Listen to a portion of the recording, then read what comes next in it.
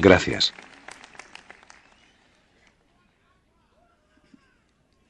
Tengo el honor de estar hoy aquí con ustedes, en una de las mejores universidades del mundo. La verdad, es que yo nunca me gradué. A decir verdad, es lo más cerca que jamás he estado de una graduación universitaria. Hoy quiero contarles 3 historias de mi vida. Nada especial, solo 3 historias. La primera historia, habla sobre conectar los puntos. Dejé la Universidad de Red tras los 6 primeros meses, pero después seguí vagando por allí, otros 18 meses más o menos, antes de dejarlo del todo. Entonces, ¿por qué lo dejé? Comenzó antes de que yo naciera. Mi madre biológica era una estudiante joven y soltera, y decidió darme en adopción. Ella tenía muy claro que quienes me adoptaran, tendrían que ser titulados universitarios. De modo que todo se preparó, para que fuese adoptado al nacer por un abogado y su mujer. Solo que cuando yo nací, decidieron en el último momento, que lo que de verdad querían, era una niña. Así que mis padres, que estaban en lista de espera, recibieron una llamada a medianoche preguntando: «Tenemos un niño no esperado. ¿Lo quieren?» «Por supuesto», dijeron ellos. Mi madre biológica, se enteró de que mi madre no tenía titulación universitaria, y que mi padre, ni siquiera había terminado el bachillerato. Así que se negó a firmar los documentos de adopción. Solo cedió, meses más tarde. Cuando mis padres prometieron que algún día yo iría a la universidad. Y 17 años más tarde, fui a la universidad.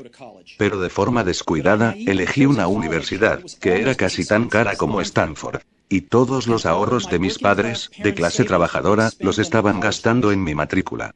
Después de 6 meses, no le veía propósito alguno, no tenía idea de qué quería hacer con mi vida, y menos aún de cómo la universidad me iba a ayudar a averiguarlo.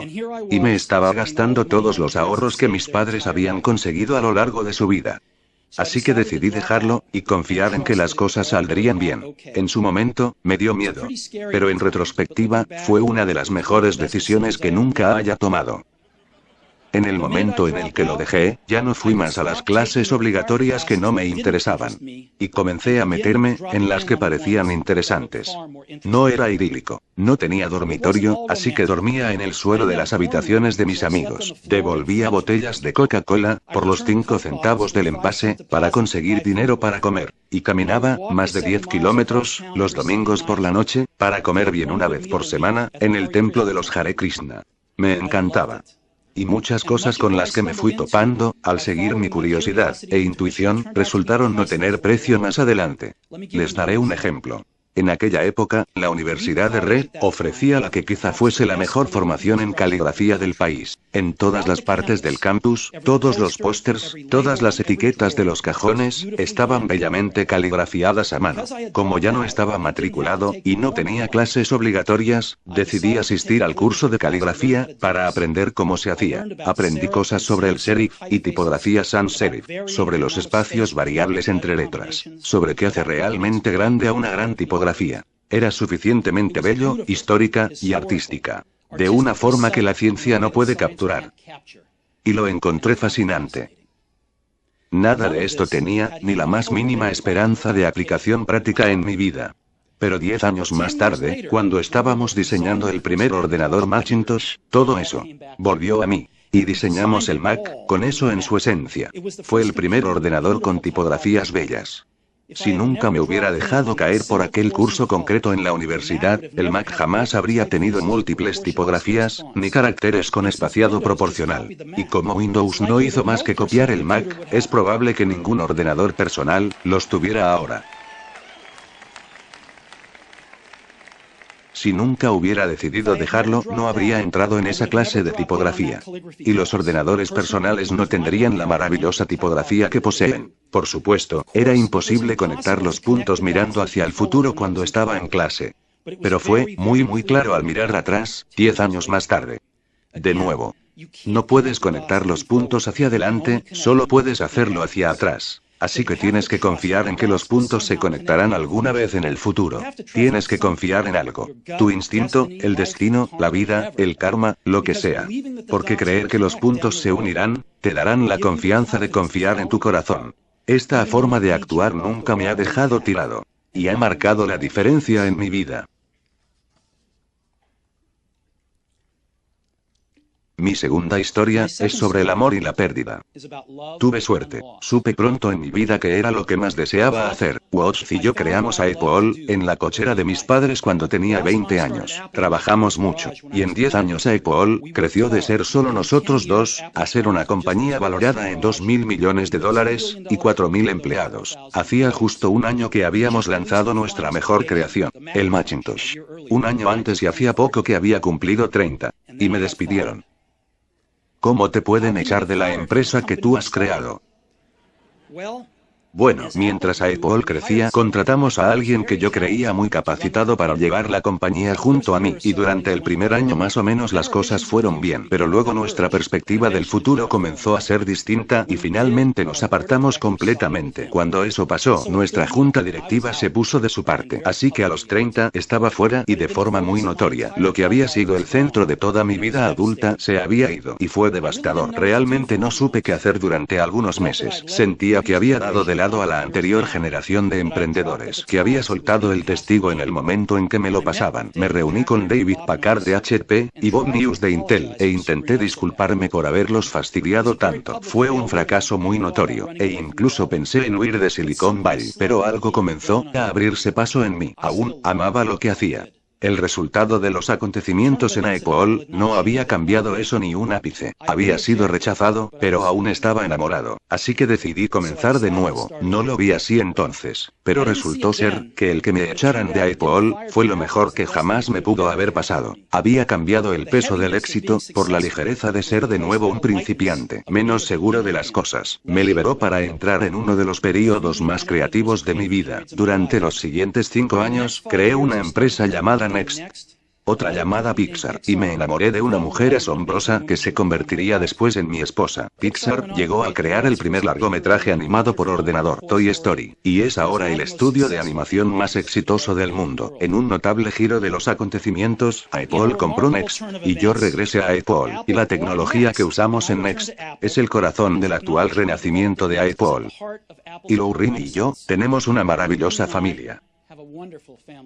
Estoy bastante seguro de que nada de esto habría ocurrido si no me hubieran echado de Apple. Creo que fue una medicina horrible, pero supongo que el paciente la necesitaba. A veces la vida te da en la cabeza con un ladrillo. No pierdan la fe. Estoy convencido que la única cosa que me mantuvo en marcha fue mi amor por lo que hacía.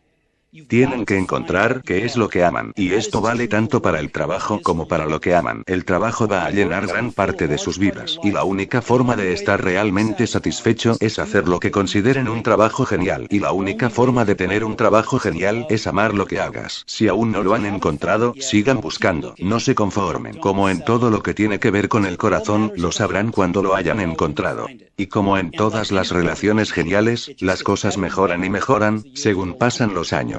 Así que sigan buscando hasta que lo encuentren. No se conformen.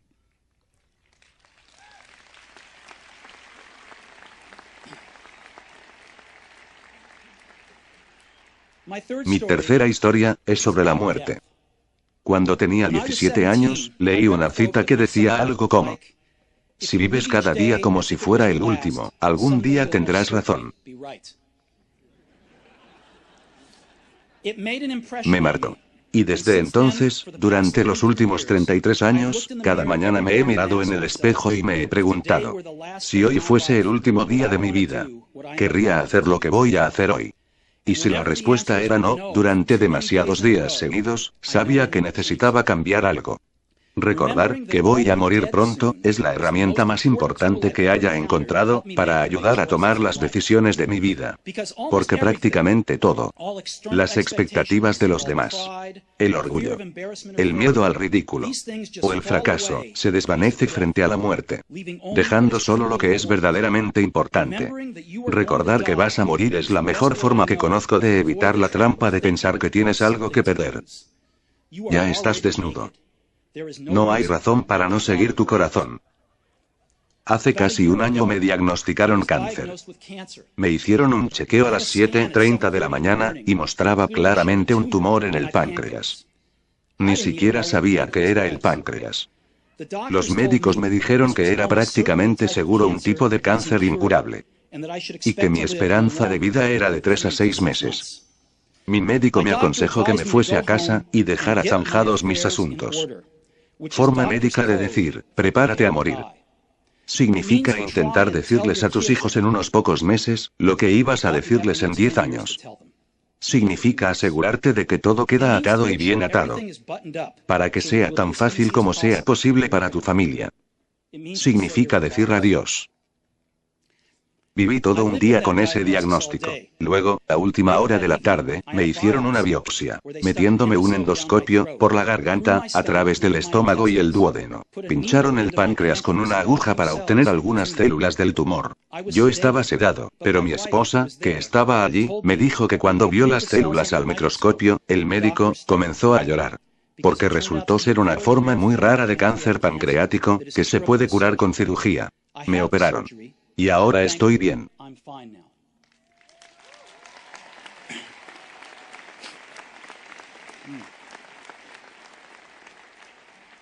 Eso es lo más cerca que he estado de la muerte, y espero que sea lo más cerca que esté de ella, durante algunas décadas más. Habiendo vivido esto, ahora les puedo decir esto con más certeza que cuando la muerte era un concepto útil pero puramente intelectual. Nadie quiere morir. Ni siquiera la gente que quiere ir al cielo quiere morir para llegar allí. Y sin embargo la muerte es el destino que todos compartimos. Nadie ha escapado de ella. Y así tiene que ser. Porque la muerte es posiblemente el mejor invento de la vida. Es el agente de cambio de la vida. Retira lo viejo, para hacer sitio a lo nuevo. Ahora mismo, lo nuevo son ustedes, pero dentro de no demasiado tiempo, de forma gradual, se irán convirtiendo en lo viejo, y serán apartados. Siento ser tan dramático, pero es bastante cierto. El tiempo es limitado, así que no lo gasten viviendo la vida de otro. No se dejen atrapar por el dogma que es vivir según los resultados del pensamiento de otros. No dejen que el ruido de las opiniones de los demás ahoguen sus propias voces interiores. Y lo más importante, tengan el coraje de seguir a su corazón y su intuición. De algún modo, ellos ya saben lo que tú realmente quieres ser. Todo lo demás es secundario.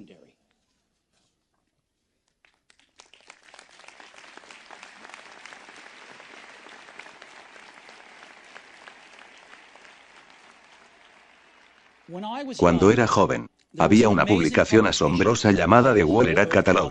Catálogo de toda la Tierra, una de las Biblias de mi generación. La creó un tipo llamado Stuart Brand, no lejos de aquí, en Menlo Park, y la trajo a la vida con su toque poético. Eran los últimos años 60, antes de los ordenadores personales y la autoedición. Así que se hacía, con máquina de escribir, tijeras, y cámaras Polaroid. Era como Google con tapas de cartulina, 35 años antes de que llegara Google. Era idealista, y rebosaba de herramientas claras, y grandes conceptos. Stuart y su equipo sacaron varios números del catálogo de la Tierra, y cuando llegó su momento, sacaron su último número. Fue a mediados de los 70, y yo tenía la edad de ustedes. En la contraportada de su último número, había una fotografía de una carretera por el campo a primera hora de la mañana, la clase de carretera en la que podrías encontrarte haciendo autostops si son aventureros.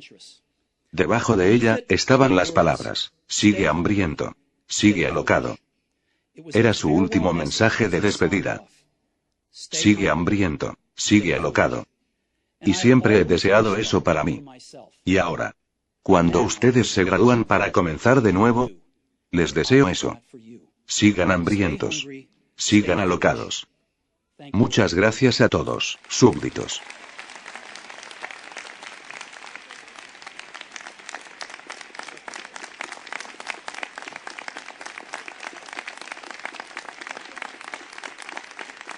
Traducido por Briner Claudio. brinerclaudio@hotmail.com